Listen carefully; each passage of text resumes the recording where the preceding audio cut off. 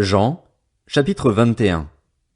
Après cela, Jésus se montra encore aux disciples sur les rives du lac de Tibériade. Voici de quelle manière il se montra.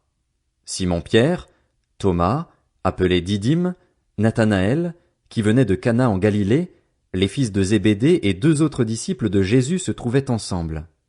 Simon-Pierre leur dit, « Je vais pêcher. » Ils lui dirent, « Nous allons aussi avec toi. » Ils sortirent et montèrent aussitôt dans une barque, mais cette nuit-là ils ne prirent rien.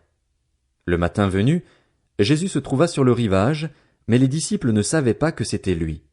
Il leur dit, « Les enfants, n'avez-vous rien à manger ?» Ils lui répondirent, « Non. » Il leur dit, « Jetez le filet du côté droit de la barque et vous trouverez. » Ils le jetèrent donc et ils ne parvinrent plus à le retirer, tant il y avait de poissons.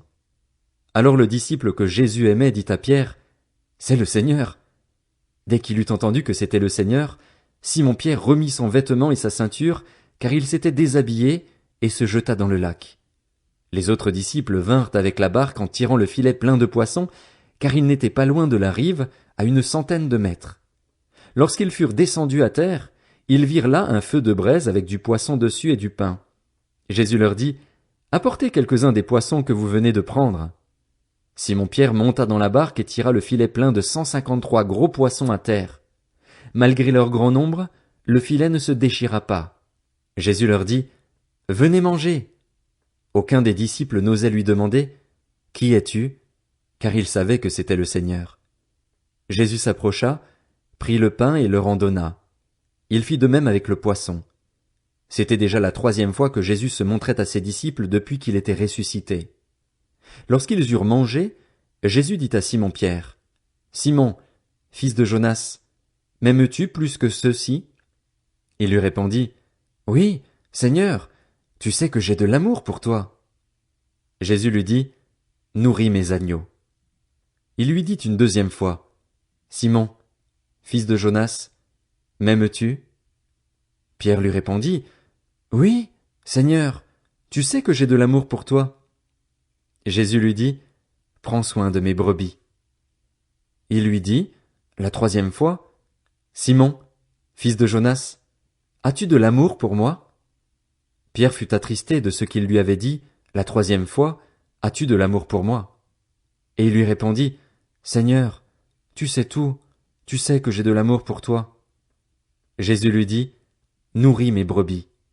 En vérité, je te le dis, quand tu étais plus jeune, tu mettais toi-même ta ceinture et tu allais où tu voulais.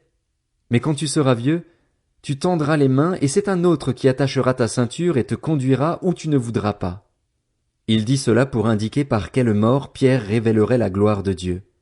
Puis il lui dit, « Suis-moi. » Pierre se retourna et vit venir derrière eux le disciple que Jésus aimait, celui qui, pendant le souper, s'était penché vers Jésus et avait dit, « Seigneur, qui est celui qui va te trahir » En le voyant, Pierre dit à Jésus, « Et lui, Seigneur, que lui arrivera-t-il » Jésus lui dit, « Si je veux qu'il vive jusqu'à ce que je revienne, en quoi cela te concerne-t-il?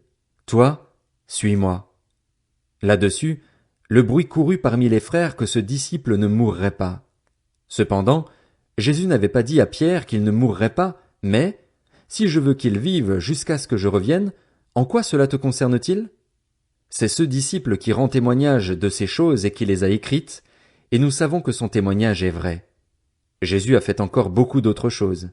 Si on les écrivait en détail, je ne pense pas que le monde entier pourrait contenir les livres qu'on écrirait.